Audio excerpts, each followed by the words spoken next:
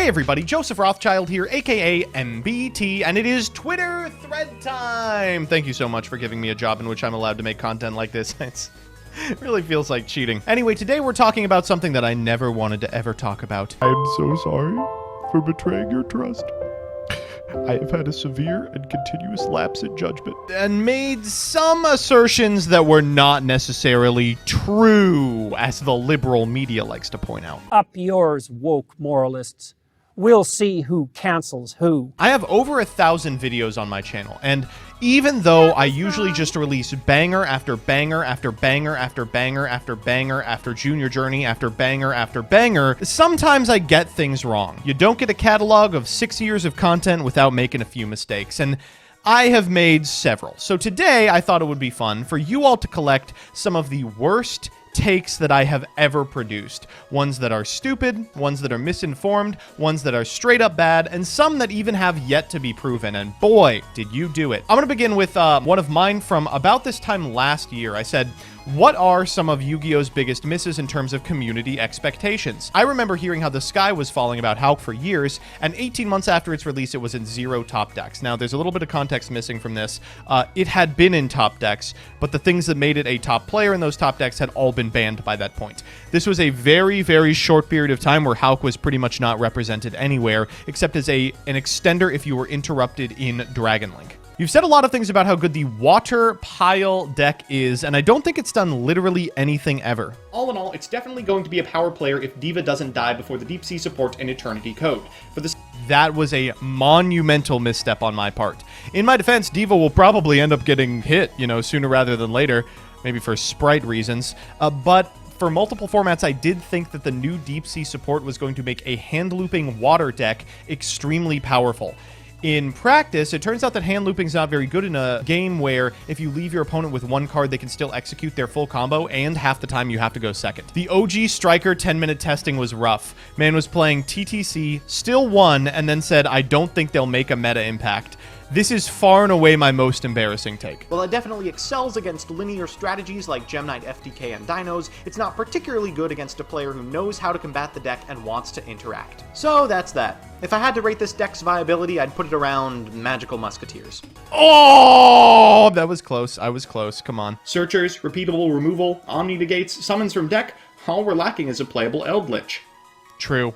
I'll be honest with you right here, I was absolutely correct about Eldlich. I said it was kind of a mid-tier deck that didn't do a whole lot. The only thing that rocketed it to, powerful deck status was that it got to play a shitload of floodgates in a format where people were trying to combo off. And then later, by my own hand, people comboed off in Eldlich.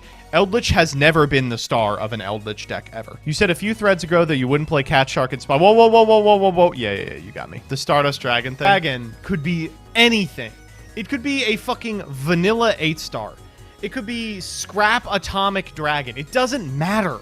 The fact that it is a monster with a high attack stat is the only thing that matters with regards to this board state. So shut the fuck up about Copium, all right? I don't know what miracle I'm going to need to get out of this. Yeah.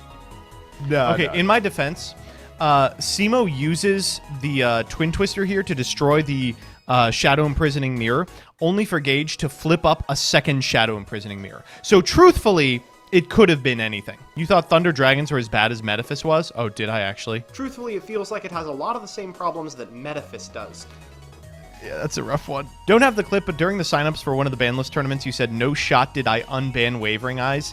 And then chat told you Wavering Eyes has been at 3-4 years, and you said that they were lying and it was too strong to come back. I still think that. I don't know why that card's at 3. It's crazy. Let's go, baby. They called me crazy for saying that Engage couldn't go back to 1. They called me crazy. Last 2 major NA events. First place, second place. Ban this shit again. And finally, Miscellaneousaurus at 3. Doesn't matter. Completely fine. Okay, so I'd never read the card. The Teny cards don't do anything a regular Sword Soul deck wouldn't do. The DP build of this deck is better. Definitely didn't say the DP build of this deck was better. But I did definitely undervalue the Tenys because I didn't understand just what they were capable of. The biggest problem with testing in the Tenys is it's hard to get a sense of just how powerful they are in a vacuum because so much of their utility is concentrated in going second, its ability to break boards and chase out negates before you actually commit to the Moye summon. The conclusions in your Ancient Warriors 10-minute testing, you say Loyal Guan Yun is all but Pankratops and could see play absent any other Ancient Warriors. I was not alone in that take. But yes, pretty much anything that has been billed as a new Pankratops has not been Pankratops. You saying Pot of Desires to 1 was a correct hit was pretty terrible? Are there still people who think that Pot of Desire should be at 2? Put it back! No, Pot of Desire should be banned. Fuck it. Imagine thinking you'd hire an editor for some extra videos and being stuck with this bitch who won't shut up about Generator for almost a year. Oh, Dire, I would be stuck with you for another 2 years. Now get back to work. Whoopsh, whoopsh. Will you be an angel for a helpless animal? Every day, innocent animals are abused, beaten, and neglected. And they're crying out for help. Some of the comparisons and statements you make in your More on Banless videos drive me insane, like saying Delinquent Duo is a worse Aqua Dolphin. Where's the lie? Dino Mist is the Joe Biden of pendulums. Next time you try to meme support into the world to cope about Electromite, make sure it's attached to something people actually want to play instead of Mystic Mine adjacent Garbaggio. Why was I so mad about this? Remember when you said DP he wouldn't replace Dragoon as the de facto Verte target? Destroyer Phoenix Enforcer? It's not replacing Dragoon. Oh man, I mean, that was a really embarrassing thing for me to say. Good thing I said the opposite. Destroyer Phoenix Enforcer. It's replacing Dragoon. You've been rused. Yeah, this is, not me.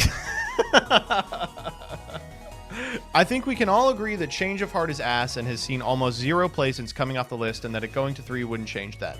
This is weird because it's unprovable, right? Like, I think the Change of Heart would see a ton of play at 3. It's seeing some play at 1. In general, my problem with this take is the nerd factor is lobbying to take 9 cards off the list that all do that. They would definitely be played in huge amounts. Linklebell is the worst design card in the history of Yu-Gi-Oh! It punishes exclusively new returning budget players and players who go first. It's a 2017 tweet. You all did go back. So if you're unfamiliar, Linklebell is a generic Link 2 that can only be summoned if your opponent has less cards in the extra than you do, and it was released at a time when a generic Link 2 would have been God's gift to the extra deck.